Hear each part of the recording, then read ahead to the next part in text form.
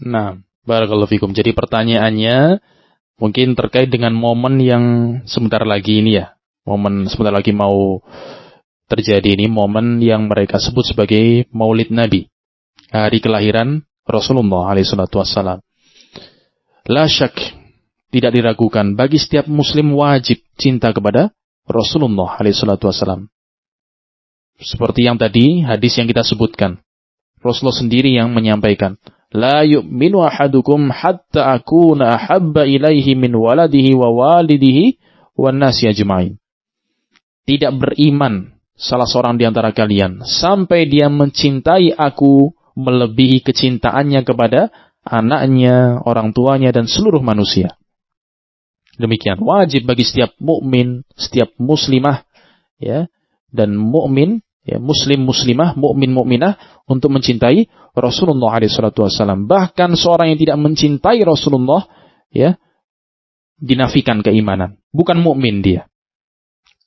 Tapi pertanyaannya, bagaimana cara kita mengungkapkan rasa cinta kita kepada Rasulullah SAW? Pertanyaan kan itu.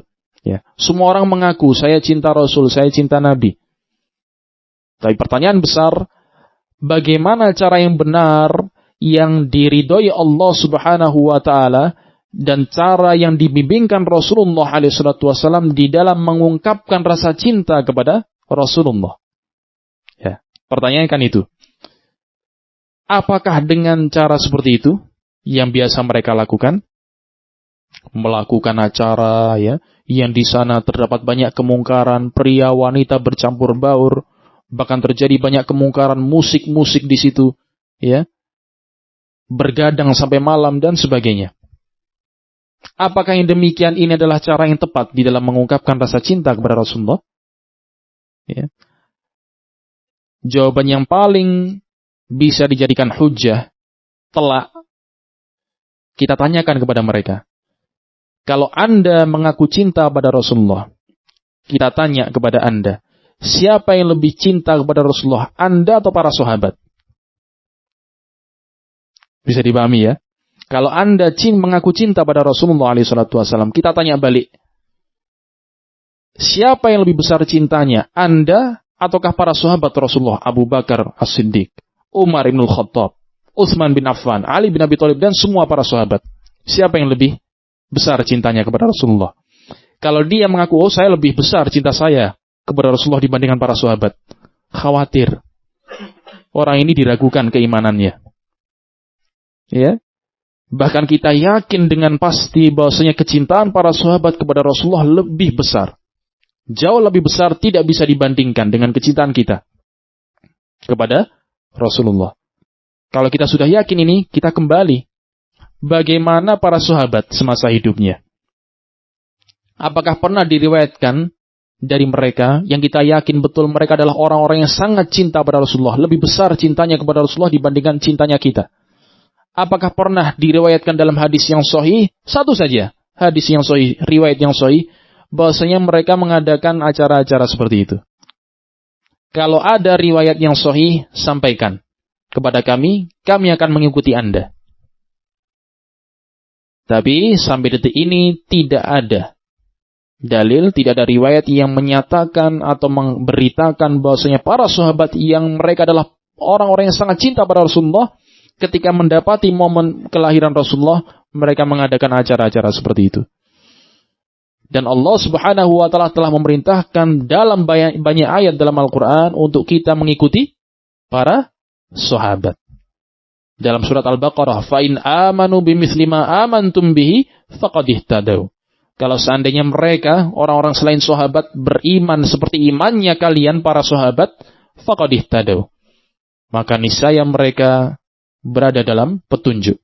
Sebaliknya, wa may yushaqiqir rasula min ba'di ma tabayyana lahul huda wa yattabi' ghayra sabilil mu'minin nuwallihi ma tawalla wa nuslihi jahannam wa sa'at masir.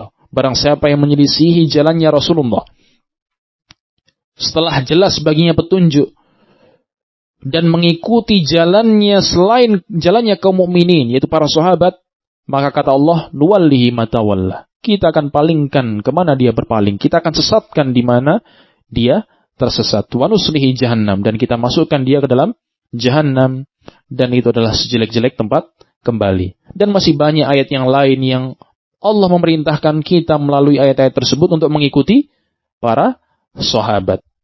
Ya. Jelas ya insyaallah ya. Nah, jawabannya seperti itu. Jadi kembalikan. Ya. Mereka ngaku cinta pada Rasulullah, mana yang lebih besar cintanya? Cintanya Anda ataukah cintanya para sahabat? Ya. Nah, barakallahu fikum. Seperti itu mungkin Pak ya. Insyaallah bisa dipahami ya.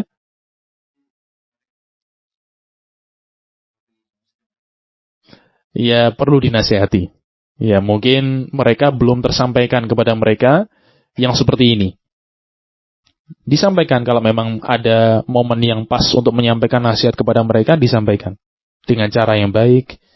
Ya, seperti tadi menyampaikannya. Mudah-mudahan mereka diberikan petunjuk. Tapi memang petunjuk itu atau hidayah bukan di tangan kita. Hidayah itu di tangan Allah Subhanahu wa taala.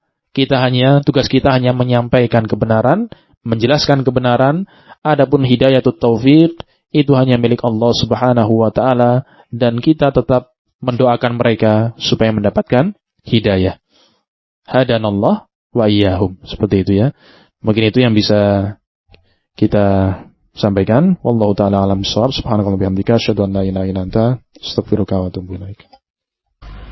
Sebagian orang, kalau engkau ajak bicara dia dengan dalil, engkau ajak bicara dia, engkau bimbing dia dengan hujjah yang menyelisihi ucapan tokohnya, biasanya mereka akan menjawab segera, anta a'lamu am imam fulani, engkau yang lebih tahu atau imam fulani.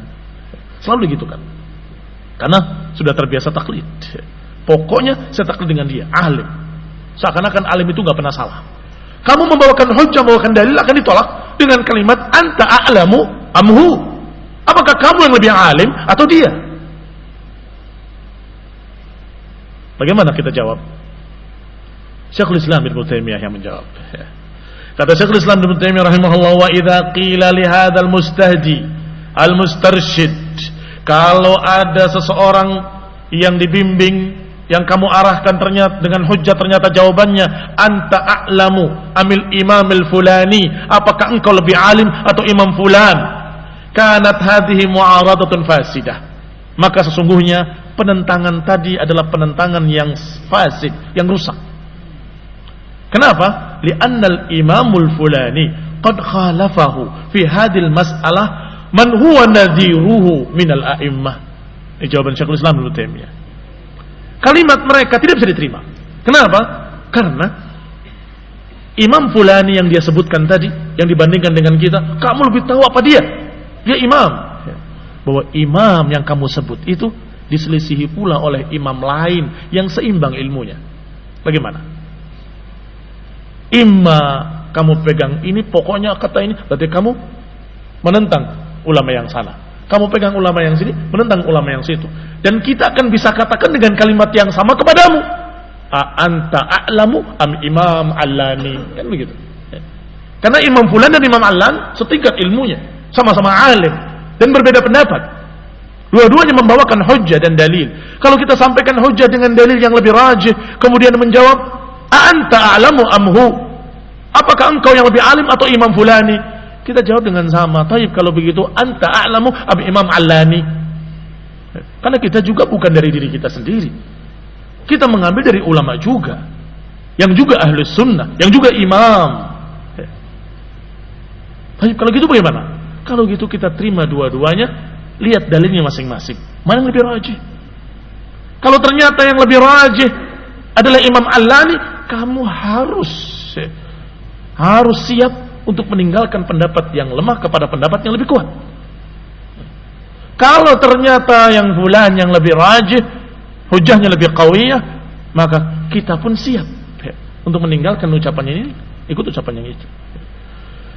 Baik, kata Syekhul Islam Ibnu Taimiyah, karena imam fulani yang dimaksud oleh orang itu juga diselisihi oleh imam yang setingkat ilmunya, bahkan diselisihi oleh para imam-imam yang lebih alim, bahkan diselisihi pula oleh Abu Bakar wa Umar wa Uthman wa Ali wa Ibnu Mas'ud, wa Ubay, wa Mu'ad, wa nahwahum radhiyallahu taala anhum. Bagaimana? Kamu yang lebih ngerti atau Kiai fulan? Baik. Kita pun sama katakan, kamu yang lebih alim atau imam fulan yang di atasnya kiai, kita sebutkan. Atau yang lebih tinggi lagi. Bagaimana dengan para sahabat yang ternyata mereka semua tidak ada yang mengerjakan kebid'ahan tersebut. Enggak ada yang mengerjakan apakah maulid Nabi ataupun sejenisnya. Enggak ada. A'anta a'lamu amhu am haula'i sahabah? Apakah sahabat yang lebih alim atau mereka? Kita bisa balikan seperti itu. Karena kita tidak ngikut fulan wa'alan, maka kita tidak bicara seperti itu. Kita bicara tentang hujjah, dalil yang dibawakan. Apakah ada dalilnya dan apakah dalil yang dibawakannya dipahami seperti itu atau tidak? Kalau dalil tidak pada tempatnya mungkin banyak. Tapi kan Rasulullah SAW berpuasa di hari Senin karena hari kelahirannya. Berarti kan itu merayakan. Ya kalau gitu kamu puasa, selesai. Ikuti Rasulullah puasa, kamu puasa. Jangan lebih. Kalau sahih itu adalah karena kelahirannya. Qala dikatakan selanjutnya, wa idza tanaza'u fi syai'in rudduhu ma tanaza'u fihi ila Allah. Yang diajarkan bukan kamu lebih alim atau dia lebih alim atau si fulan lebih alim, bukan itu yang diajarkan. Yang diajarkan adalah idza tanaza'tum farudduhu ilallahi war rasul. Kalau kalian bertikai, berbeda pendapat, kembalikan pada Allah dan Rasulnya. Selesai.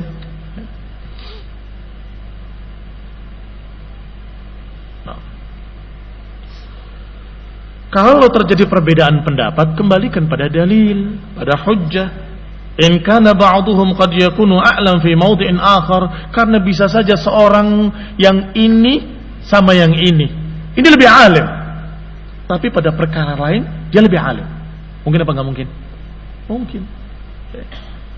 Ilmunya dia lebih banyak, tetapi ada perkara-perkara tertentu yang ternyata yang ini kalah ilmu tadi ternyata lebih alim di bidang itu daripada orang ini.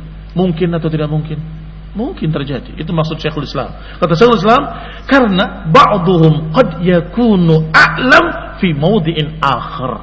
Karena bisa jadi sebagian lebih alim dalam masalah lain, tapi dia lebih di bawahnya dalam masalah lain.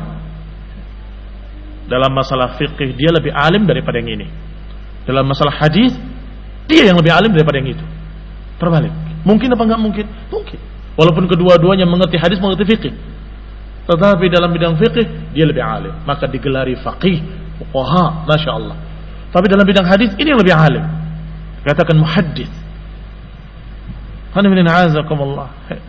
Sehingga barakallahu fikum, kalau berbeda pendapat di kalangan para ulama, maka kita kembali kepada dalil, kepada hujjah. Tidak kemudian kita bangga-banggaan gurunya. Guru saya lebih alim dari gurumu. Tidak bisa, guru saya lebih alim dari gurumu. Kemudian berantem. Kok bodoh sekali. Kayak anak kecil lahirnya. Masing-masing ngotot gurunya lebih alim. Walaupun gurumu benar-benar lebih alim, bisa jadi dalam masalah tertentu gurunya si fulan yang lebih alim dari dia. Mungkin terjadi. Sehingga tidak perlu kebanding-bandingan guru mana yang lebih alim. Tetapi tetap kembalinya kepada hujjah, kepada dalil. Nasallahu taufiq wal afiyah. Wa nasallahu hidayah wa rahmah. Allah Ta'ala ayahdiyana wa yahdil muslimina jami'an ila al-ilmi wal fiqh, wa yahdiyana wa yahdihim wa yahdil muslimina jami'an ila tauhid was sunnah. Amin. Wa sallallahu ala Muhammadin wa ala alihi wa ashabihi wa sallama tasliman katsira. Subhanakallahumma bihamdika asyhadu an la ilaha illa anta astaghfiruka wa atubu ilaik. Wassalamualaikum warahmatullahi wabarakatuh. Wal 'afwu minkum.